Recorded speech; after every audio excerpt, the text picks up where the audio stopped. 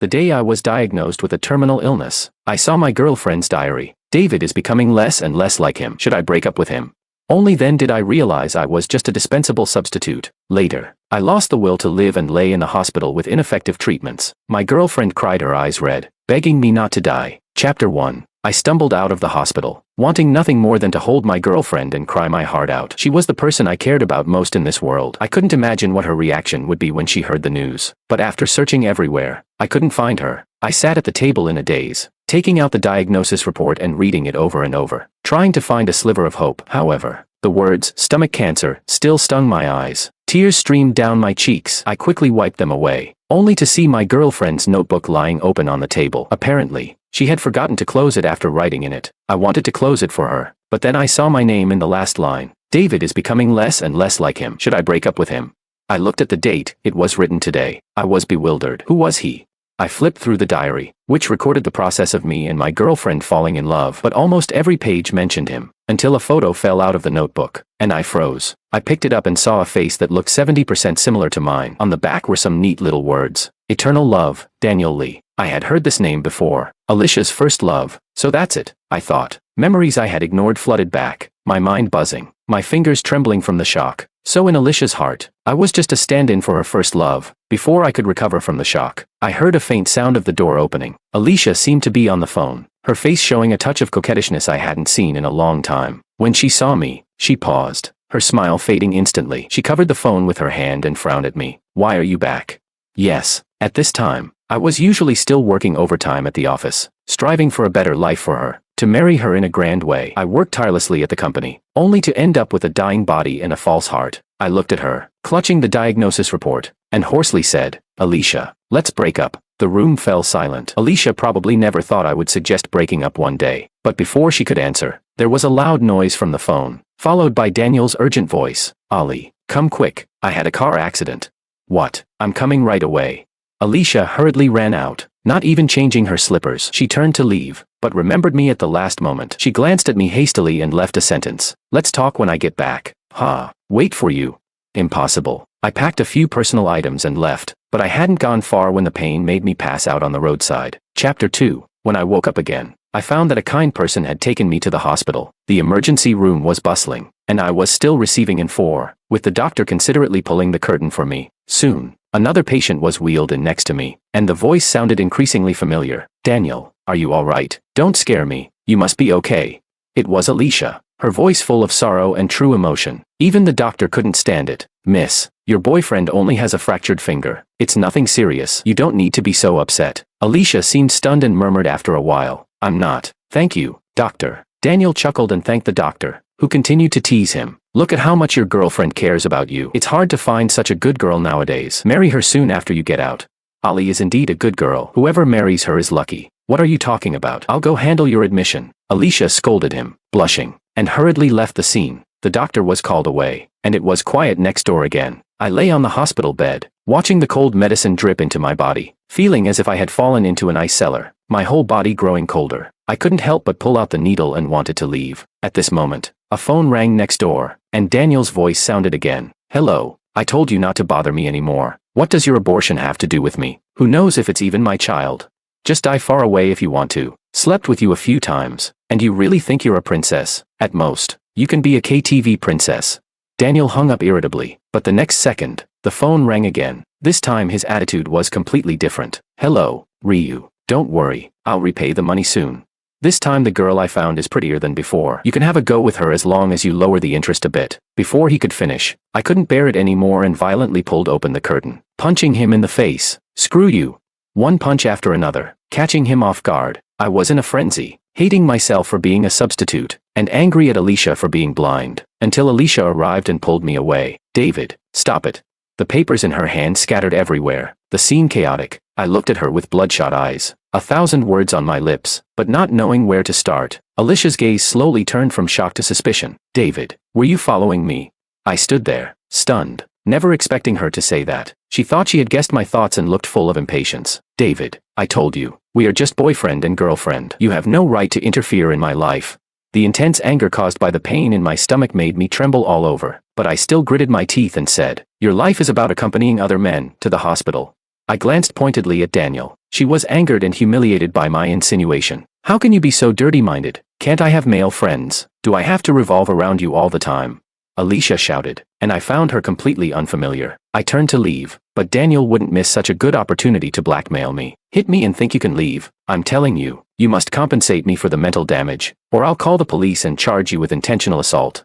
I sneered, and before I could speak, Alicia suddenly said urgently, just give him the money. It's better than going to jail. She turned and grabbed my sleeve, pretending to be concerned. David, no matter what, you have to admit your mistake. Apologize to Daniel and give him some money. This will be over, and Daniel will forgive you for my sake. Daniel, Daniel, Daniel. She seemed to have forgotten that she once called me with such affection, but this term of endearment no longer belonged to me. Of course, I was just a substitute. Now the original had returned, and naturally, I had to step aside. I laughed bitterly, shook off her hand, straightened my clothes, and looked around, finally resting my eyes on Alicia. No money, no life. You son of a. Daniel wanted to stand up and hit me, but stopped halfway, remembering Alicia was there. Alicia bit her lip and looked at Daniel apologetically. Daniel, let me talk to him. She then pulled me downstairs. What do you mean? I said. He and I are just friends. Why don't you believe me? The cold wind was piercing, and my stomach churned again. I gritted my teeth and said, do you believe that yourself? My expression was indifferent, no longer sparing her any face. I know everything. Daniel, David, your standards for finding a stand-in are really strict. Even the names have to be similar. Why? Afraid of calling the wrong name in bed? Smack. A slap landed hard on my face, instantly filling my mouth with the taste of blood. David, I never thought you were such a person. I tell you, Daniel is very important to me, and you have no right to insult us like this. Alicia was furious, pointed at me and scolded, then left without looking back. My ears buzzed, my mind spinning. I watched her back, unable to hold on any longer, and fell to the ground. Chapter 3. I passed out again. The frequent fainting and constant pain reminded me that my days were numbered. For a moment, I thought, maybe I should just die. I have nothing to hold on to anymore. I was an orphan. After all, when I was 3, my parents died in a car accident. Since then, my grandmother raised me. She was my only family. But 3 years ago, even she left me. I was lost, hopeless, and broken, forgetting even how to speak. Then Alicia appeared and saved me. She was so gentle, like a sun that melted my frozen heart. Even though she had many admirers, she still walked towards me through the crowd. Back then, I had nothing, but she stayed with me without hesitation. Even if we had to eat 5 yuan boxed meals, she enjoyed it. So, I couldn't let her down. I worked hard, wanting a warm little home. That was my lifelong pursuit. I thought we were destined lovers, and happiness was within reach. But today, I realized that from the beginning, I was just a joke. I closed my eyes, thinking it was all over, until a voice called out to me, like a sleeping baby being awakened. Reluctant to wake up, the voice was persistent and full of concern. I finally opened my eyes a crack, wanting to see where the annoying voice came from. And then I saw a kind face, and I was stunned. Grandma, young man, what are you saying? Why are you sleeping here? It's so cold. Get up and go home to sleep. The old lady was chattering, but I didn't hear a word. I just held her tightly, calling out, Grandma, over and over. Grandma, I miss you so much. Take me away. Life is too hard. I have no home. I mumbled these words, and somehow the old lady understood. If you don't mind, come stay at my place. No charge. If you want to cry, just cry. Poor child. The cold wind was still blowing, but warmth emanated from the old lady. She didn't mind a grown man crying. She didn't withhold a warm hug. She just patted my back and told me, if you want to cry, cry. I have a place to go. Chapter 4. I was awakened by the smell of food. Opening my eyes, the room was bathed in bright daylight, the sunlight filling it with an almost unreal warmth. Looking around, I saw that the room was simple but clean and tidy, the furniture old but quaint. Instinctively, I searched for the source of the smell and saw the old lady busy in the kitchen. Her silhouette overlapped with my childhood memories, softening my heart. I stood there quietly until she finished cooking and finally noticed me. Child, you're awake. Come and eat. She gestured to me with the dish in her hand, and I nodded silently. We ate the meal in silence. The old lady didn't ask me anything. When she noticed I wasn't eating the chili peppers, she quietly replaced them with milder dishes in front of me. Before I left, I took all the money I had in my bag and stuffed it into her hand. She refused it at first but then paused when she saw the photo in my wallet. The wallet held a picture of my grandmother when she was young, something I found while sorting through her belongings, already yellowed with age. It was my only keepsake. The old lady grabbed my wallet, her eyes fixed on the photo, her lips trembling. She stared at it for a long time, then softly called out, Sister. The 2 short words made me doubt my ears, because I had never heard that my grandmother had any family. The old lady then told me that when my grandmother was young, she married far away. With slow communication and a turbulent society, they lost contact over time, Later, the old lady also got married and completely lost touch with my grandmother. I stood there, stunned. No wonder I felt an inexplicable sense of closeness when I first saw her. Her silhouette always reminded me of my grandmother. Maybe it was she who guided me in the dark. Afraid that I would be too lonely, she sent her dearest sister to find me. Thinking of this, I could no longer hold back. I hugged the old lady and cried, my tears soaking her shoulder. Chapter 5. I ended up staying at the old lady's house. Her life was simple. This area was on the outskirts, and she made a living from her little vegetable garden. Every morning, she would take a small basket and go out to sell vegetables. The vegetables were fresh and fairly priced. Everyone who bought from her knew her well, occasionally giving her some daily necessities. I accompanied her, feeling the mundane and ordinary warmth of human life. Until one day, I returned from the vegetable garden. Before entering, I heard a roar from the yard. Old hag, where did you hide the money? Hand it over now.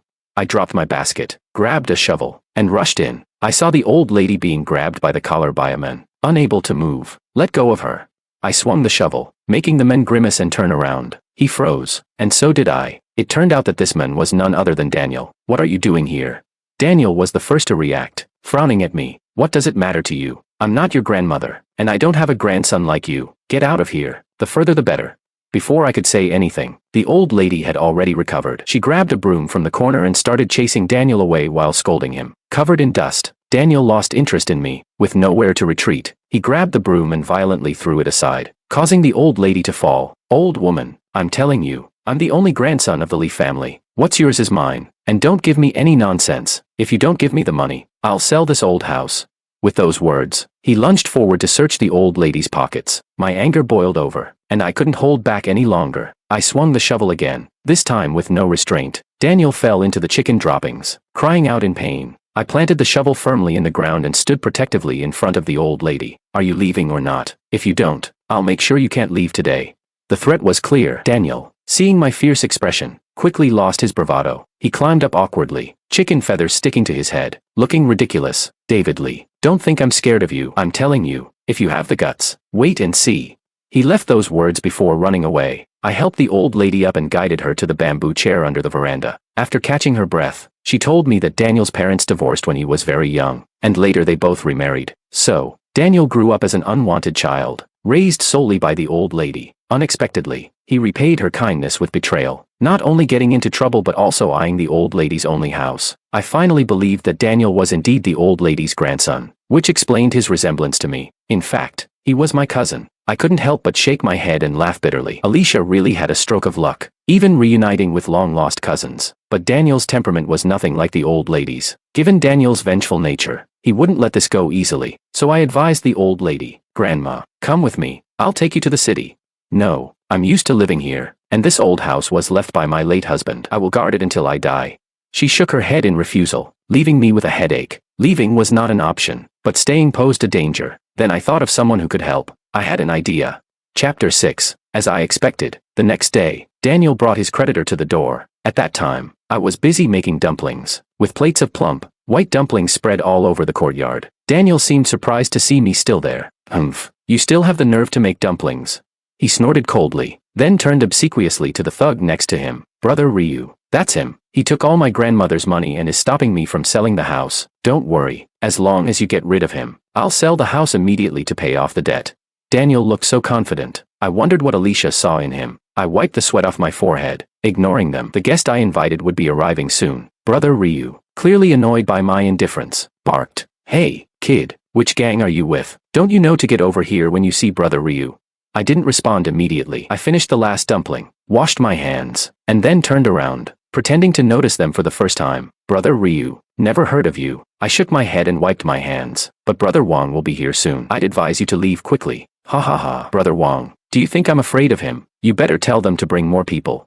I shook my head and held up 2 fingers. 2 people will be enough. They looked at each other as if they had heard a joke, then burst into laughter. Ha ha ha. 2 people. What a big mouth. I didn't say anything, just smiled faintly. At that moment, a familiar voice came from the doorway. Ryu-fun, it's you again. They're here. Everyone turned to look, and indeed, there were 2 figures at the entrance. On closer inspection, it was 2 policemen in uniform. That's right, my backup was the police. Brother Wang was a regular customer of the old lady, often buying vegetables from her stand after his night shifts. Over time, I became familiar with him. A few days ago, I heard their unit was planning to purchase a batch of handmade dumplings, so I volunteered to take on the job, and today was the delivery day. This time, it was Daniel and the so-called brother Ryu who were dumbfounded. They were all taken away by Officer Wang on charges of fighting and causing trouble. Before getting into the police car, Daniel looked at me with eyes full of hatred, almost to the point of madness. He never imagined I wouldn't confront him directly. When one's personal safety is threatened, seeking the protection of the police is the best choice. It's the 21st century. Does he still think violence solves everything? Ignorance. Chapter 7. I went to the police station to give a statement and saw Alicia rushing in as I was coming out. As soon as she saw me, she went crazy and started clawing at me. What did you do? How could Daniel be detained? It must be your fault. Come with me now and explain to the police. I shook her hand off and spoke coldly. Get a grip. It was him who came looking for trouble. He colluded with thugs to cause trouble. Alicia, your judgment is terrible. Impossible. No way. Daniel isn't like that. Alicia kept arguing, and I didn't want to see her lose her mind, so I turned to leave. Just then, Officer Wang came out. Are you Daniel's relative? You came at the right time. We've just discovered that he's involved in several fraud cases and need your cooperation in the investigation. Officer Wang spoke lightly, but Alicia's eyes widened in disbelief. How can this be? You must be mistaken. Daniel couldn't be a fraud. He helped me before. He's always been a kind person. Young lady, the facts are clear. Daniel not only cheats people out of money but also exploits them emotionally. He targets those who once had a crush on him, taking money from those who have it and exploiting others sexually if they don't. He even forced some into prostitution. The evidence is undeniable. Fortunately, you haven't been with him for long. Turn back before it's too late. Hearing this, Alicia looked like a puppet whose strings had been cut, her shoulders slumping. How could this happen? She muttered to herself, seemingly losing her mind. I didn't want to deal with her anymore. In my final days, I just wanted to spend time with the old lady and stay away from these messy situations. However, as I was about to leave, Alicia suddenly seemed to regain her senses and ran over to grab my hand. David, where are you going? Why haven't you been home lately? Where are you staying? I shook her hand off, not wanting to be entangled with her for another second. Alicia, have some dignity. We're already broken up. Your Daniel is where he belongs. Don't call me that. You don't deserve it. Break up. No, I don't agree. I admit I was confused for a while. Forgive me. I promise to live a good life with you from now on. I'll never cause trouble again. I sneered and slowly recited the words she had written in her diary. David is becoming less and less like him. Should I break up with him? Alicia, didn't you already want to break up? Why pretend now?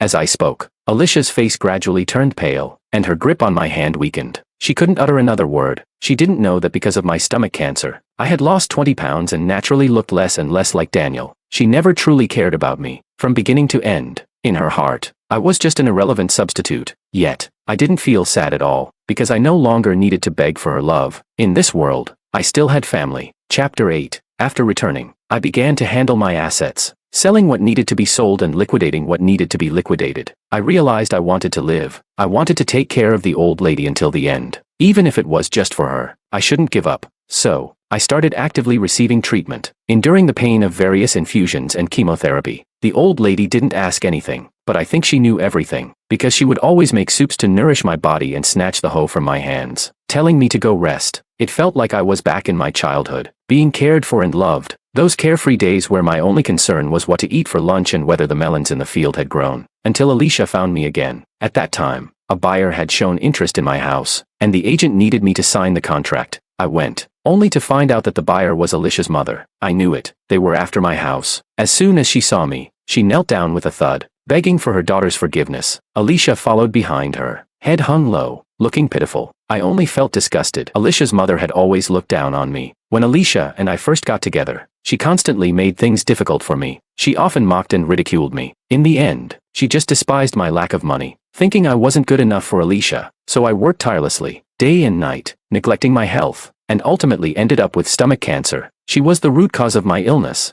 and now she had the nerve to beg for my forgiveness. I shook off her hand and turned to leave with a cold face, but she clung to my pants leg, not letting go. David, don't leave. Ali knows she was wrong. She regrets it deeply. She was momentarily misguided, deceived by that scoundrel. If you leave, she won't be able to eat or sleep, and I fear she might do something drastic. Her words made me want to laugh. If Alicia had no such inclinations, how could she be easily deceived? Moreover, she was just worried about losing a sure thing. After all, We were already talking about marriage. This house was my inheritance from my parents, and since we weren't married, she had no claim to it. She was just being spiteful. Did she think she could play the emotional card and get my house for free? I tried to pull my leg away, but the old lady was surprisingly strong, and I couldn't shake her off. Let go. I won't say it again. I shouted angrily, and the old lady froze, probably not expecting my patience with them to have run out, but she still didn't loosen her grip, continuously signaling Alicia with her eyes. Alicia, with red eyes, finally stepped forward to explain. David, I'm sorry. This was all my fault, but nothing happened between Daniel and me. I still love you. I don't want to break up. Please don't leave me. Does she take me for a fool? I couldn't take it anymore and kicked her mother away. She fell to the ground, crying out, but I felt no sympathy, just a desire to end this quickly. I said, stop bothering me. I turned to leave, but Alicia clung to me again. David, don't go. I really love you. I know I was wrong. In these past few days, I realized that Daniel was just a youthful regret. These years, I've seen how good you've been to me. If you leave, I'll never find someone better than you. Before I could push her away, Alicia's mother scrambled up and started shouting, everyone come and see. This ungrateful scumbag is playing with a girl's feelings and now wants to leave. Is there no justice? People gathered around, pointing and whispering, but most of them sided with me. Didn't I hear it was the girl who cheated first? Exactly, and now she has the nerve to cause trouble. Looks like they couldn't get any money out of him, so they're making a scene. The crowd's comments made the old lady feel embarrassed. She originally intended to ask for compensation, but now that it was exposed, she was too ashamed to say anything more. She dragged Alicia roughly, almost causing her to fall. Let him go. I don't believe you can't find someone else to marry without him. That broke loser thinks he's something special. I don't want anyone else. I only want him.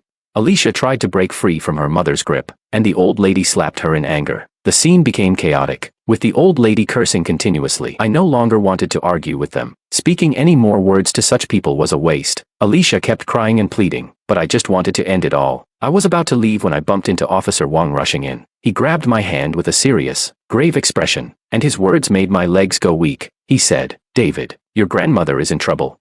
Chapter 9. Daniel escaped. Officer Wong said he took advantage of a medical visit to slip past the guards and escape. He initially went to find his parents, but they all refused to see him for various reasons. Heartbroken, Daniel returned to the old lady's house, hoping she would pay for his bail. When she refused, he accidentally killed her. The old lady was dead, killed by Daniel. When I arrived, the yard was awash with blood, and the old lady lay cold on the ground, still clutching the small persimmon I loved to eat. I stood there, stunned, unable to believe what I was seeing. Tears fell one by one, but I was completely unaware. Images of the old lady's smiles and laughter from recent times flashed before my eyes, each second feeling like an eternity. Police officers moved around me, some patting my shoulder, others looking at me with concern. Everything felt like it was in slow motion, and I had only one thought in my mind: a life for a life. Daniel didn't run far and was quickly captured. He was brought back by Officer Wong to the old lady's house to identify the crime scene. Before getting into the police car, he passed by me, a malicious smile on his lips. David, your woman was mine too, and your grandmother was mine as well. Since none of you wanted me, I destroyed them with my own hands.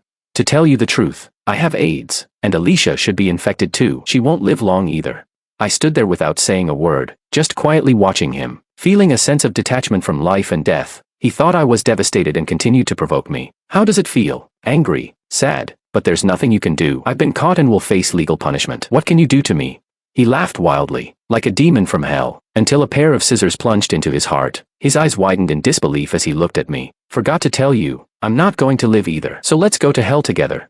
I whispered in his ear, driving the scissors deeper. Blood gushed from his mouth, and he staggered back a few steps. Everyone finally snapped out of their shock, and Officer Wong pulled me away. David, you're crazy. He was going to die anyway. Why throw your life away? I knew, but I couldn't wait. Finally, I laughed in relief. Stumbling to the old lady's side, I looked at her one last time, picked up the small persimmon from her hand, and took a bite. So sweet. Chapter 10. Daniel was declared dead on the spot. After going to prison, I completely lost the will to live. My condition worsened rapidly, and Officer Wong helped me apply for medical parole. Seeing his hesitant expression, I smiled softly and told him I was fine. I was just about to die. I knew I only had a few days left. Alicia somehow found out my hospital room and requested to see me. I woke up to see her sitting by my bedside, her eyes red from crying. David, you're awake. Are you okay? I closed my eyes again, not responding. Her voice quivered with tears. Why didn't you tell me? Why? It could have been managed if you had just sought treatment. Managed for what? So I could be your substitute or get slapped by you again. Alicia was stunned, trying to grab my hand. David, don't say that. I really know I was wrong. I pleaded with the court for leniency. Just don't die. Don't leave me alone. It's too late. I opened my eyes, staring at her coldly. Everything is too late, Alicia. From the moment you wrote that sentence in your diary, everything was too late. Once the bow is drawn, there is no turning back. There's no turning back. Let me give you some advice. Go get a health checkup. You know what you've done. Alicia stood up abruptly, nervously clutching her clothes. What do you know? I chuckled softly. Don't you already have the answer? She hastily grabbed her bag and turned to leave. I called after her, unable to hide my disdain. Don't bother me again. You disgust me. She flinched at my words but didn't say anything else, quickly leaving the room. Chapter 11. The world finally quieted down, and I drifted into a deep sleep. In my dream, my grandmother kindly beckoned to me, standing beside the old lady and many others. There were my parents, my friends. They were all smiling at me. At that moment, I felt enveloped in happiness, as if I had ascended to heaven, my whole body light and airy. The sounds around me grew faint as I ran towards them. The world no longer mattered to me, and I had finally found my family, never to be separated again.